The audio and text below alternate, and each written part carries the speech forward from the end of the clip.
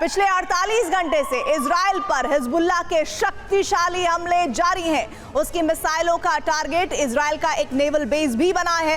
Lebanon में 1 महीने तक ग्राउंड ऑपरेशन चलाने के बाद इजराइल ने कहा था कि हिजबुल्लाह दशकों पहले वाले हाल में पहुंच चुका है। उसका इंफ्रास्ट्रक्चर, उसके हथियार और लड़ाके खत्म हो चुके हैं। तो फिर बीते 48 घंटे से हिजबुल्लाह बड़े और कामयाब हमले कैसे कर रहा है? यहां तक कि नईम कासिम ने दावा किया कि इजराइल पर हमले के लिए 1 लाख लड़ाके तैयार हैं। तो क्या है इस शक्ति का रहस्य जिसके तार जॉर्डन से जुड़े हैं? हमारी एक्सक्लूसिव रिपोर्ट में देखिए। बीते 48 घंटे से इजराइल पर हिजबुल्लाह का बारूद बरस रहा है। मिसाइलों और रॉकेट से स्वाम हमले हो रहे हैं।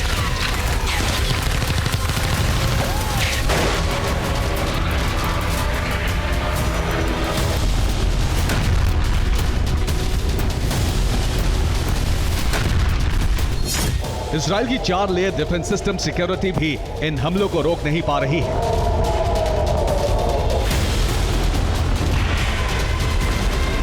इजराइल के शहर शहर पर हिजबुल्लाह के रॉकेट गिर रहे हैं।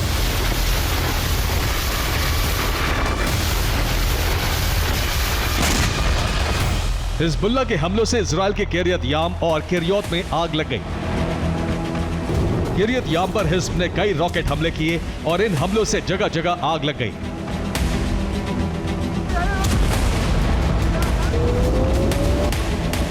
हिज्ब का एक रॉकेट हाइफा के मिलिट्री बेस पर गिरा और इसकी तस्वीरें सर्वेलेंस कैमरे में रिकॉर्ड हुई।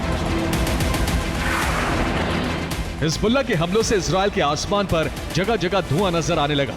पिछले 15 दिनों से इजराइल में हिजबुल्लाह की स्ट्राइक रेट 50% से ज्यादा हो गई है, जो पिछले महीने तक 10% भी नहीं थी।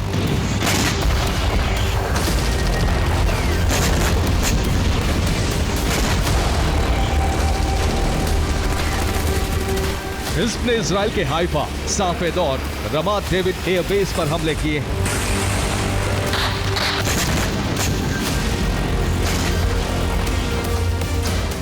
इसके साथ ही वेस्टर्न गैलिली के अनिक्रा अबरिम पर भी हमले किए गए। अपर गलीली के मिनाशे और कार्मेल में हिज्ब के कई रॉकेट गिरे हैं।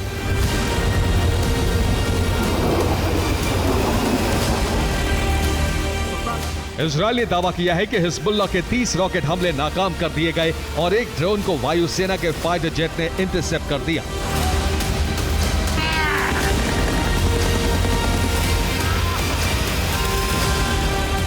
जबकि हिजबुल्लाह का दावा है कि उसने 70 रॉकेट हमले किए। हिजबुल्लाह के हमलों में एक आम नागरिक के घायल होने की खबर है। इजराइल के अंदर तो हिजबुल्लाह ने हमले किए ही हैं, लेबनान में भी इजरायली सेना को चक्रव्यूह में फंसाकर बड़ा हमला किया है।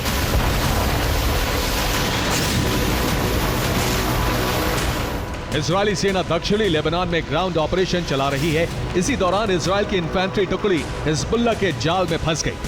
हिज्ब के ट्रैप में फंसकर 5 इजरायली सैनिकों की मौत हो गई और 16 सैनिक घायल हो गए।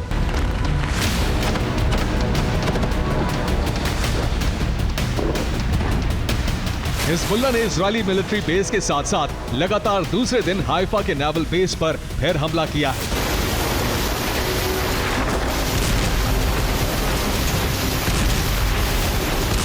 बीते 2 दिन में हिजबुल्लाह को इजराइल पर बड़ी कामयाबी मिली है और लगातार दूसरे दिन एक ही ठिकाने पर हमले को रक्षा विशेषज्ञ हिजबुल्लाह की प्रिसिशन कैपेबिलिटी यानी सटीक हमले करने की काबिलियत के तौर पर देखा जा रहा है।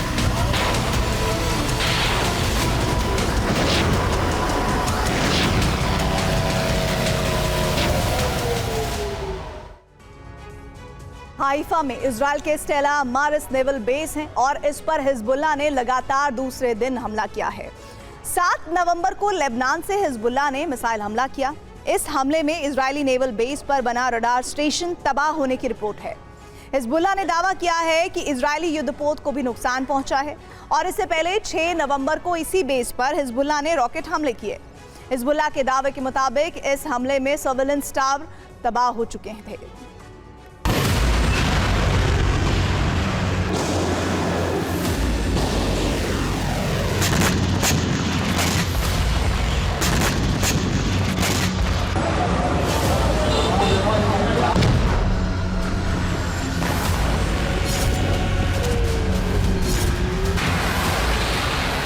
इजराइल ने हिजबुल्लाह के हथियार खत्म करने, उसकी ताकत कम करने के उद्देश्य से ही लेबनान में ग्राउंड ऑपरेशन शुरू किया।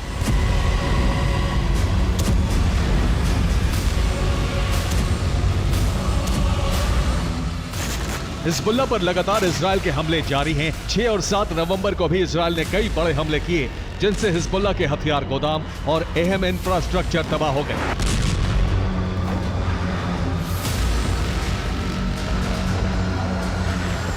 सेंट्रल तायरे में इजराइल के हमले से 2 अपार्टमेंट की इमारतें धराशायी हो गई।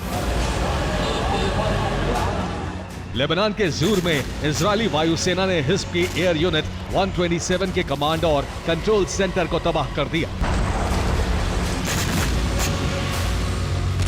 इजरायली सेना ने हिजबुल्लाह के अंडरग्राउंड ठिकाने में बारूद लगाकर उसे नष्ट कर दिया। लेबनान के सिडोन में इजरायली ड्रोन हमले से 3 लोगों की मौत हो गई और यूएन पीस कीपिंग फोर्स के 4 जवान घायल हो गए। लेबनान स्वास्थ्य मंत्रालय की रिपोर्ट है कि इजराइल के हमलों में 53 लोग मारे गए हैं और 161 लोग घायल हुए हैं।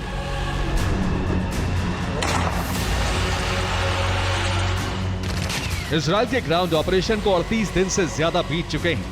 इजरायली सेना प्रमुख आरजी हालेवी ने दावा किया था कि इजरायली सेना ने हिजबुल्लाह के ज्यादातर लड़ाके 90% तक इंफ्रास्ट्रक्चर और हथियार तबाह कर दिए हैं।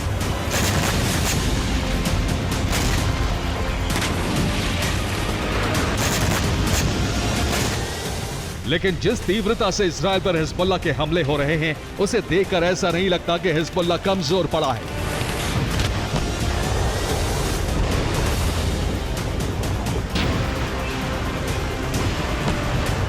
सवाल यह है कि आखिर दक्षिणी लेबनान में कमांड कंट्रोल सेंटर, अंडरग्राउंड ठिकाने और ओवरग्राउंड लड़ाके खत्म होने के बाद भी हिजबुल्लाह को नई फोर्स और नया उत्साह कहां से मिल रहा है? इसका जवाब है हिजबुल्लाह का नया प्रमुख नईम कासिम।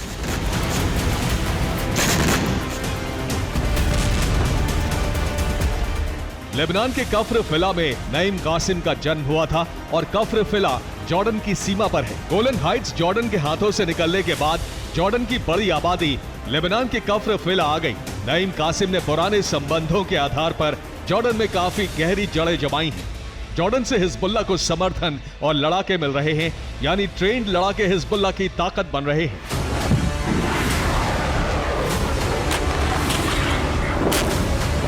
इसीलिए नईम कासिम ने 7 नवंबर को इजराइल को धमकी देते हुए कहा कि इजराइल पर 1 लाख से ज्यादा लड़ाके हमले करने को तैयार हैं।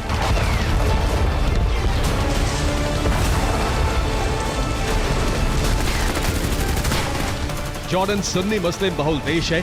जॉर्डन में आए दिन गाजा के लिए प्रदर्शन होते हैं।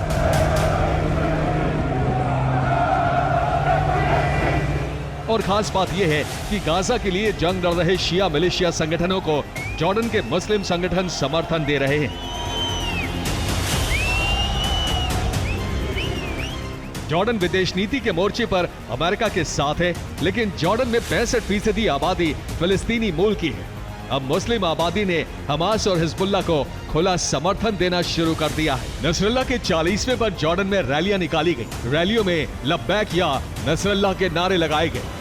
जॉर्डन में IAF यानी इस्लामिक एक्शन फ्रंट नाम की पार्टी हमास हिजबुल्लाह की समर्थक है। बीते महीने के संसदीय चुनाव में IAF को सबसे ज्यादा सीटें मिली।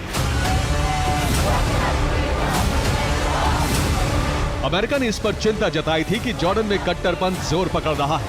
IAF हमास हिज़्ब के लिए जॉर्डन में जमीन तैयार कर रहा है और इसी पार्टी के जरिए ईरान भी अपना एजेंडा चला रहा है।